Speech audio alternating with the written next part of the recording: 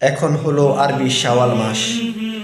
শাওয়াল মাসে একটি গুরুত্বপূর্ণ আমল রয়েছে, আর ওই গুরুত্বপূর্ণ আমল হলো শাওয়াল মাসে 6 রোজা পালন করা।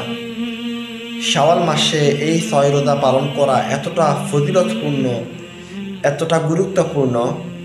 সহিহ মুসলিম শরীফ অধ্যায় নাম্বার 14, হাদিস নাম্বার 2648 নাম্বার হাদিস, অর্থাৎ 2648 নাম্বার হাদিসে বর্ণিত।